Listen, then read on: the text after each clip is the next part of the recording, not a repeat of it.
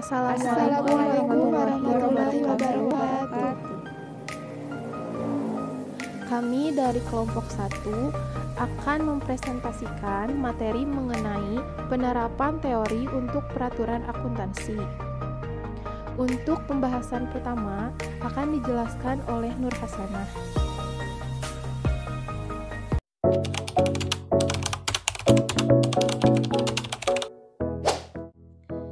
Teori peraturan yang relevan dengan akuntansi dan audit.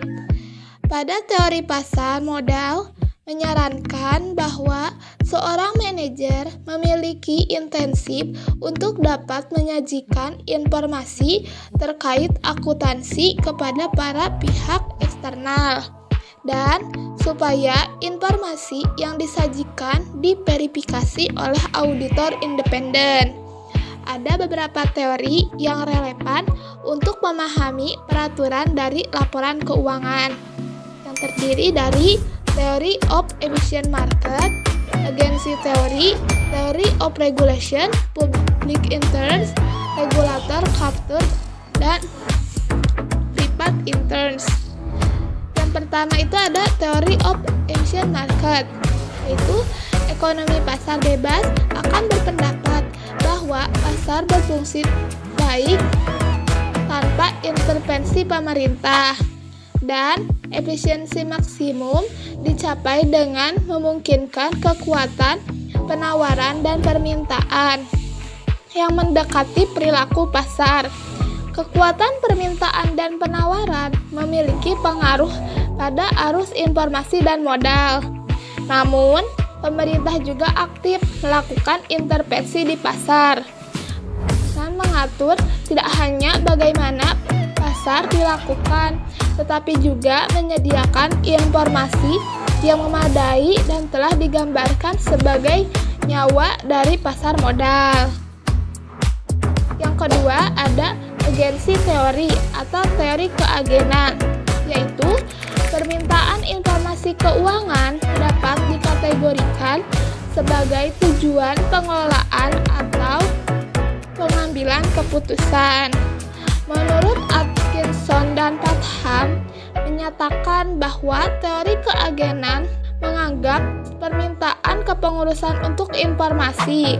Teori konsentrat pada hubungan di mana kesejahteraan satu orang, misalnya pemilik, dipercayakan kepada orang lain, agen, misalnya manajer.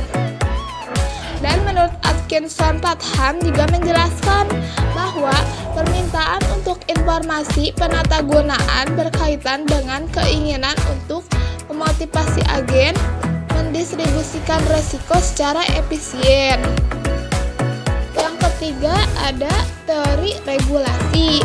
Alasan utama intervensi pemerintah dalam operasi berbagai pasar di kepentingan umum, yaitu kegagalan pasar. Dalam rangka teori ini, regulasi dimaksudkan oleh legislatif untuk melindungi kepentingan konsumen dengan mengamankan kinerja ekonomi dan terus membaik dibandingkan dengan yang tidak diatur. Kegagalan pasar potensial terjadi ketika ada kegagalan dari salah satu kondisi diperlukannya untuk operasi terbaik dari pasar yang kompetitif. Contohnya, kurangnya kompetisi, monopoli atau oligopoli, hambatan masuk, kesenjangan informasi yang tidak sempurna. Dan selanjutnya ada regulatory capture theory. Teori ini diusulkan untuk memahami regulasi pelaporan keuangan yang menyatakan bahwa meskipun tujuan sebenarnya atau asal regulasi itu untuk melindungi kepentingan umum, dan dalam proses regulasi untuk mengontrol dan mendominasi regulator. Yang terakhir itu ada private interest theory, yaitu teori yang menanggapi ketidakpuasan dengan menjelaskan yang tersedia oleh teori kepentingan umum. Asumsi dari teori ini yaitu peraturan yang datang menjadi sebagai hasil dari respon pemerintah terhadap tuntutan publik dan untuk memperbaiki praktek yang efisien atau tidak adil. Penganut teori kepentingan pribadi percaya bahwa ada pasar untuk peraturan yang mirip dengan penawaran dan permintaan operasi sebagaimana di pasar modal.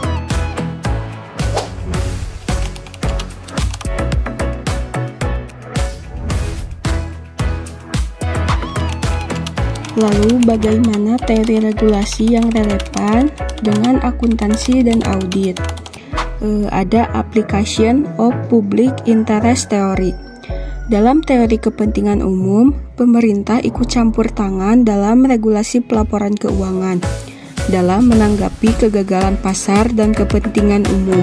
Argumen dasarnya adalah bahwa mekanisme pasar telah gagal dan campur tangan pemerintah diperlukan untuk kebaikan yang lebih besar. Lalu ada application of capture theory. Walker berpendapat bahwa meskipun pemerintah Australia awalnya memperkenalkan ASBRB untuk memastikan perlindungan dari kepentingan umum, the ASRB secara resmi memiliki kekuatan untuk mempertimbangkan standar yang diterima dari sumber manapun. Lalu, application of private interest theory. Teori kepentingan pribadi memberikan pendekatan lain terkait pemahaman perilaku pihak-pihak terhadap motivasi untuk mempengaruhi regulasi pelaporan keuangan. Dan yang terakhir ada standard setting as a political process. Penetapan standar dipandang sebagai proses politikal karena potensi untuk secara signifikan mempengaruhi kesejahteraan berbagai kelompok kepentingan. Oleh karena itu, kelompok ini berusaha untuk mempengaruhi pengenalan regulasi.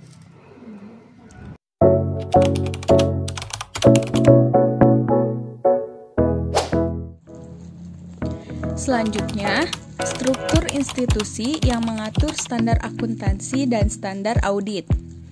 Pengembangan standar akuntansi internasional dimulai secara resmi dengan pembentukan International Accounting Standard Committee atau IASC di London pada 1973. Perwakilan komite terdiri dari badan akuntansi profesional dari 9 negara, yaitu Australia, Kanada, Prancis, Jepang, Meksiko, Belanda, Inggris Raya, Irlandia, Amerika Serikat, dan Jerman Barat.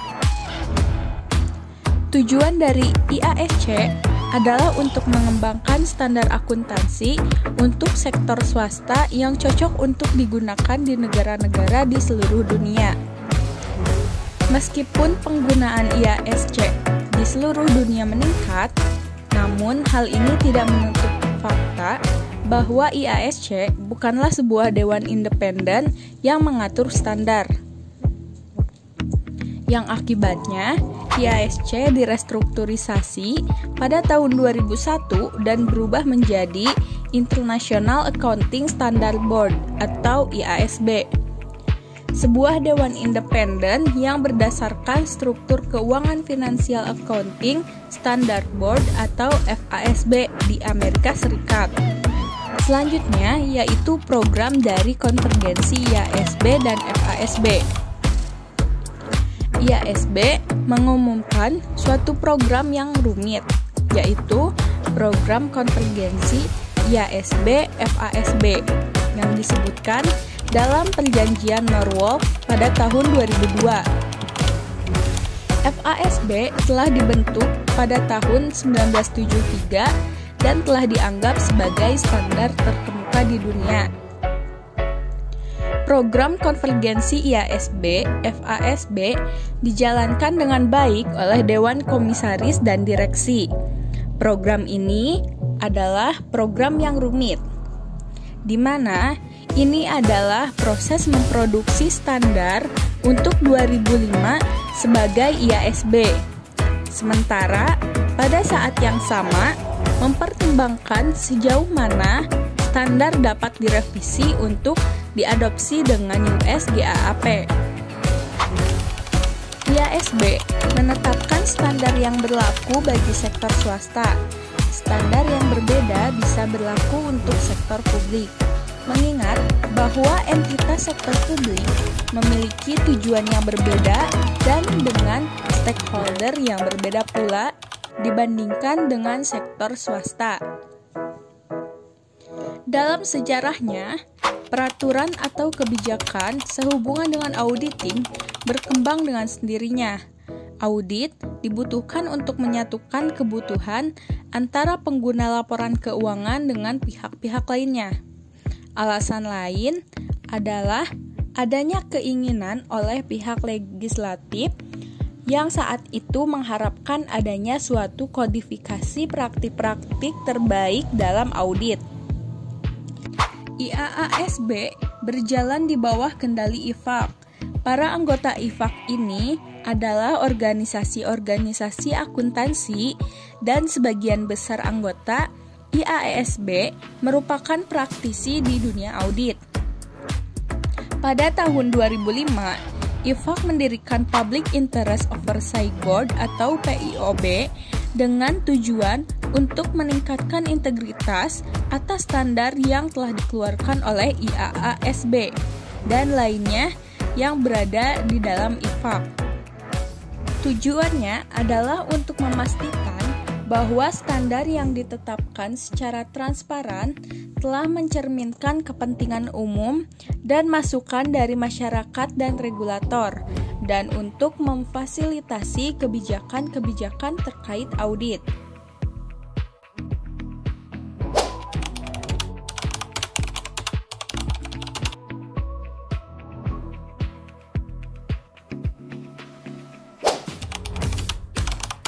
Banyak pihak yang berperan aktif dalam lingkungan pelaporan keuangan. Mereka termasuk pembuat laporan keuangan, direktur perusahaan, eksekutif dan manajer, auditor eksternal, dan lain-lain. Aktivitas tersebut dipengaruhi oleh lingkungan di mana pelaporan keuangan terjadi, yaitu pengaturan politik, sosial ekonomi, juga hukum.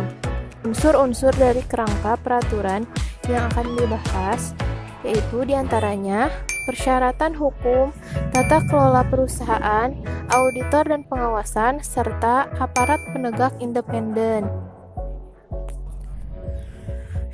Yang pertama yaitu persyaratan hukum. Di banyak negara, perusahaan memberikan mandat pada direksi untuk menyediakan laporan keuangan yang telah diaudit. Jadi, pengaruh utama pada direksi dan auditor adalah kebutuhan untuk memenuhi persyaratan pelaporan hukum sebagaimana tercantum dalam hukum perusahaan. Di satu sisi, hukum perusahaan kemungkinan akan mengamanatkan persyaratan dasar yang berkaitan dengan laporan yang harus disiapkan, tetapi dapat mencakup persyaratan tertentu yang berkaitan dengan informasi yang akan disertakan. Lalu yang kedua, tata kelola perusahaan. Elemen penting lainnya dalam kerangka peraturan suatu negara adalah sistem tata kelola perusahaan.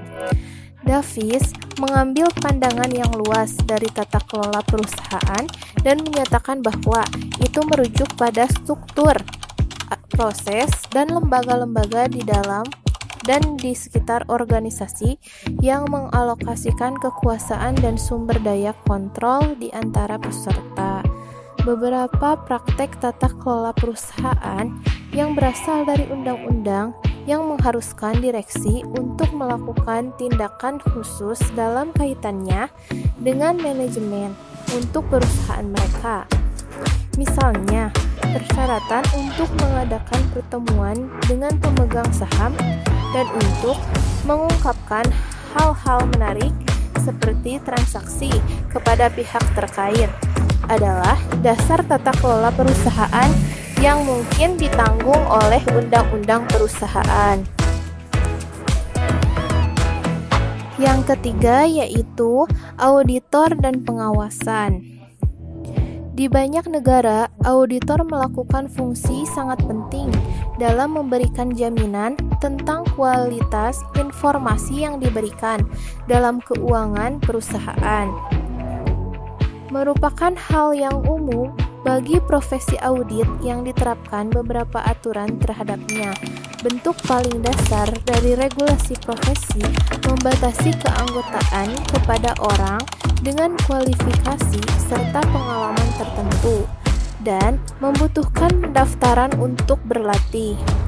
Bentuk lain dari regulasi mensyaratkan adanya keanggotaan badan profesional dan komitmen dalam kode etik perilaku.